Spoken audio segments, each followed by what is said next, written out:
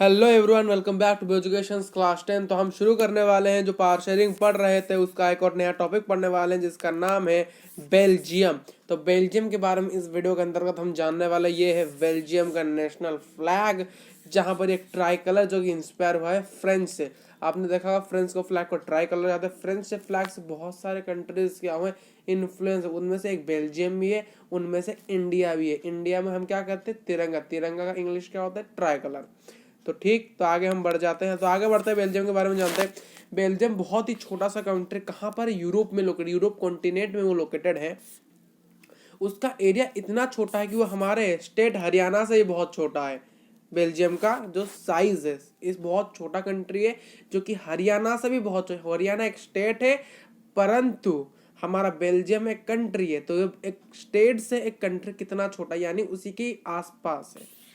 इसके border France, Netherlands, Germany और Luxembourg के साथ ही अपने बॉर्डर को शेयर करता है। इसमें पॉपुलेशन करीबन 1 करोड़ के लोग यहाँ पर रहते हैं, और इंडिया में तो 130 से भी ज्यादा करोड़ लेते हैं। ठीक, इंडिया में 1 करोड़ से 2 करोड़ से ज्यादा लोग रहते हैं, बट यहाँ पर सिर्फ 1 करोड़ या 1 करोड़ से थोड़े से ज्यादा लोग रहते हैं, जो कि हरियाणा का हाफ पॉपुलेशन है। हरियाणा का हाफ पॉपुलेशन 1 करोड़ है। ठीक, तो ethnic composition of the small country is very complex. इसका जो एथनिक कॉम्पोजिशन, सर ये एथनिक वर्ड क्या है, एथनिक हम नेक्स्ट पेज में समझेंगे एथनिक क्या होता है। ये इसका जो कॉम्प्लेक्स एथनिक कॉम्पोजिशन बिल्कुल ही बहुत कॉम्प्लेक्स है, क्योंकि यहाँ पर 59% जो लोग होते हैं वो फ्लेमिश रीजन में रहते हैं, वो बोलते क्या है, डच बोलते हैं। अनदर 40% जो कि वलोनिया में रहते हैं, जो कि फ्रांस बोलते हैं। और 1% जो बचे, देखिए ये इन 59 और 40 को मिला से 99 हो रहे हैं, और एक बच्चा जो कि जर्मनी है।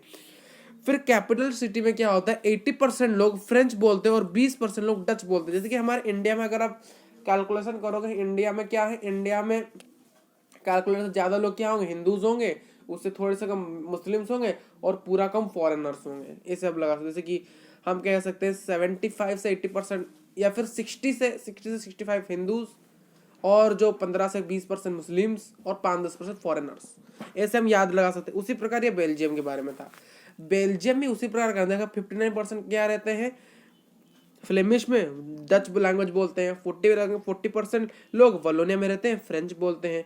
1% लोग जर्मनी बोलते हैं। बट जो कैपिटल होता है, जो कैपिटल है ब्रुसेल, जैसे इंडिया कैपिटल क्या है, दिल्ली है, उसी प्रकार उसका कैपिटल जो है वहां पर 80% लोग, देखिए उल्टा है। यहाँ पर देखिए डच, अगर कंट्री में देखा जाए सबसे ज्यादा पॉपुलेशन किसकी है, डच की है। बट सब अगर ब्रुसेल में देखा जाए, कैपिटल में देखा, सबसे ज्यादा पॉपुलेशन किसकी है, फ्रेंच लोगों की। तो ये एक प्रॉब्लम्स आया था। तो सर इथनिसिटी बता दीजिए क्या है, इतने क्यों ये रख रहे हो। तो इथनिसिटी होता है एक डिवीजन होता है, एक सोशल डिवीजन होता है। कास्ट डिवीजन किया जाता है, सोशली डिवीजन क्या आता है आपके कास्ट के बेसिस पर, जो कि उनके शेयर करते हैं। यानी जैसे कि हिंदू लोग, अगर एग्जांपल में दूं, जैसे कि हिंदू लोग ज्यादा ही हिंदूज को ही प्रिफर करेंगे। ये क्या है, ये प्रिफरेबल एक एग्जाम्पल जो लिखा गया है उसी के अनुसार एक सोशल डिवीजन किया गया है शेयर्ड कल्चर के अनुसार। यानी हिंदू लोग का कल्चर और हिंदू से ही मिलेगा ना कि मुस्लिम से मिलेगा।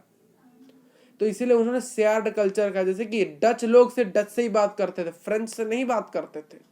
तो इसीलिए ये एक शेयर कल्चर था, एक सोशल डिवीजन जो कि शेयर्ड कल्चर पर था। जैसे कि पीपल्स जो सेम एथनिक ग्रुप से, यानी सेम ग्रुप से, जैसे कि हिंदू लोग हिंदू से, या फिर डच लोग डच से अपने कॉमन डिसेंट की बात करें, वो ज्यादा खुश रहेंगे because of the similarity of physical type of culture. जैसे कि डच लोग डच से ज्यादा बात करते हैं, क्योंकि उनका फेस एक जैसा, उनकी फिजिकल टाइप एक, उनकी फिजिकल बॉडी एक जैसी, उनकी भाषा एक जैसी, उनके लैंग्वेज जो होते हैं, और उनके कल्चर, उनका खाना पीना, फूड, हेरिटेज, ड्रेस, सारे सेम। तो उनको कोई एलियनेशन नहीं लगेगा, यानी फॉरेन टाइप नहीं लगेगा। जैसे कि हम इंडियंस लोग अगर कोई फॉरेन को देख लेते हैं, क्या उनके साथ हम मिल पाते हैं, नहीं नहीं, वो तो बिल्कुल ही हमसे उल्टे होते हैं। क्योंकि इंडिया लोग जिस प्रकार से फूड कल्चर हमारा जिस प्रकार से, उनका नहीं है। इसलिए हम जान लेते कौन फॉरेन है कौन इंडियंस है। ठीक ठीक, तो there is always the same, परंतु ये भी नहीं कि वो हमेशा सेम रीजनल और नेशनल, उनका नेशनलिटी, या जैसे कि आप इंडियंस और पाकिस्तानीज, इन दोनों का अगर आप आमने सामने रखोगे तो आप कह नहीं सकते कौन इंडियन है कौन पाकिस्तानी, क्योंकि दोनों का फेस कटिंग्स एक समान है। अगर कोई मुस्लिम टाइप रखता है तो रखता है, पर जो लोग नहीं रखते हैं वो। ठीक ठीक, तो आगे बढ़ते हैं। The problems in Belgium, Belgium में कुछ प्रॉब्लम होती है कि जो माइनॉरिटी फ्रेंच स्पीकिंग था, जो बहुत कम फ्रेंच स्पीकिंग, जो माइनॉरिटी था फ्रेंच स्पीकिंग, वो बहुत रिच था और पावरफुल है। यानी रिच और पावरफुल, जो कम लोग रहते थे फ्रेंच वो ज़्यादा पावरफुल हो गए, परंतु जो डच लोग थे उनके पास ज़्यादा बेनिफिट्स आ गए इकोनॉमिकल डेवलपमेंट की, एजुकेशन की, उनके पास ज़्यादा डेवलपमेंट आ गई थी, जिसकी वजह से एक टेंशन आ गया। टेंशन यानी एक बहुत बड़ा डिवीजन नहीं हो पा रहा था रिसोर्सेज का, किनके बीच में, डच स्पीकिंग और फ्रेंच स्पीकिंग में से एक बहुत बड़ा टेंशन आ रहा था 1950 में और 1960 के अंतर्गत। जो टेंशन दोनों कम्युनिटीज के बीच बहुत एक्यूट था ब्रुसेल, क्यों ब्रुसेल में एक अलग ही प्रकार का प्रॉब्लम था। क्यों? क्योंकि वहां पर मेजोरिटी कौन था? डच मेजोरिटी में नहीं था। वहां पर जो डच थे वो माइनॉरिटी में थे और जो डच वो कंट्री में मेजर थे। यानी जो मेजर कंट्री में है वो माइनर ब्रुसेल में, जो कि डच थे, और फ्रेंच जो कि मेजर था कहां पर?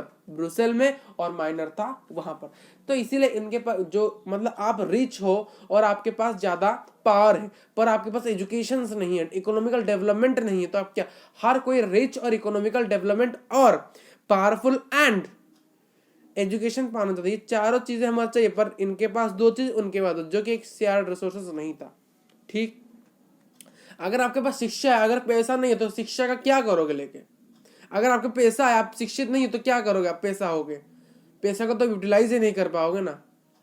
दोनों चीजें चाहिए, पैसा भी चाहिए, एजुकेशन भी चाहिए। अगर एक है एक नहीं है तो बहुत बड़ी मुसीबत आप कर रहे हो।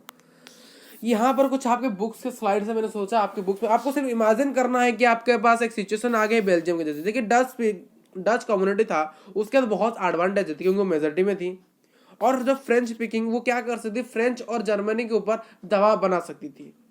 और जहाँ के जिसके से कॉन्फ्लिक्ट होता है, यानी लड़ाई हो जाता दोनों, यानी कंट्री के अंदर ही 3 कंट्रीज रहते थे, कौन कौन? डच, फ्रेंच और हमारे जर्मन भैया।